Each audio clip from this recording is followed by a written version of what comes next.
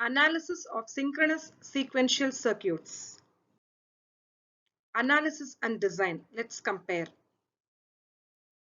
Analysis of sequential circuits starts from a circuit diagram, culminates in a state table and state diagram. Whereas design of sequential circuits starts from a set of specifications. We should obtain the state diagram and finally the logic diagram. Characteristic tables. These are used to analyze the behavior of sequential circuits. Given the input, it helps to determine the output. This is the characteristic table of the D flip-flop. Here, D is going to be the input of the flip-flop and Q of T plus 1 is the next state of the flip-flop.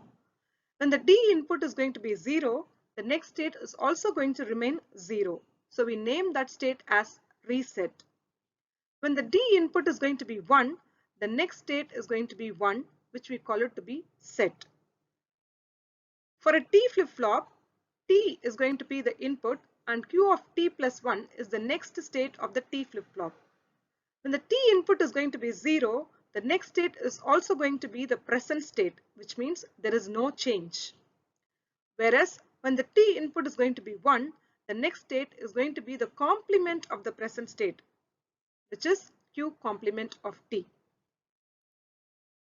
This is going to be the JK flip-flop characteristic table. When the inputs of J and K are 0, 0, the next state is going to be same, Q of T, which means there is no change. When your J and K inputs are 0 and 1, the next state is going to become 0, which means it is reset. When the flip-flop inputs are 1 and 0, the next state is going to become 1, which means it is set.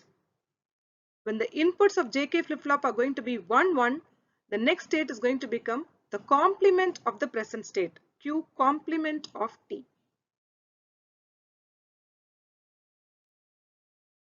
Analysis of sequential circuits. The behavior of sequential circuit is determined from inputs, outputs, and the present state. The analysis of a sequential circuit can be done using the following steps. Step 1.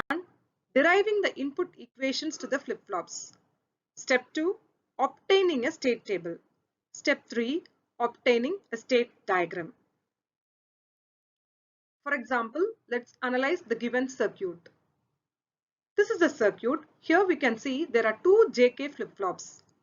So the output of the first JK flip-flop is going to be A and the output of the second JK flip-flop is going to be B. And we can see there is a common clock for both the flip-flops. And X is going to be the input for this particular circuit. Let's analyze the given circuit which has got two JK flip-flops. So the input of this flip-flop is going to be JA-KA and the output of this flip-flop is A. The input of this flip-flop is going to be JB-KB and the output of this flip-flop is B. So let's try to obtain the input equations for each flip-flop. So first let's see JA. The output B is connected to JA. Therefore, JA equals B.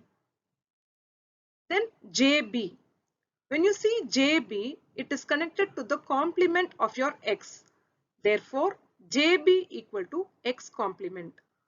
Same way when we see K, KA, KA is equal to B and X complement. And KB will be equal to A exclusive or X. Step 2. Obtaining a state table. So here we can see this is the state table where we have the present state, inputs and the flip-flop inputs. We know the equations, just now we derived these equations. Based on this equation, JA equals B. So we can see JA and B are exactly the same. And then KA equal to BX complement. So KA equal to B dot X complement. And same way we can obtain JB and KB. So using the input equations, we have determined the flip-flop inputs. Using the flip-flop inputs and the characteristic table of JK flip-flop, we need to determine the next state. So for circuits with flip-flops, the next state values are obtained by following the two-step procedure.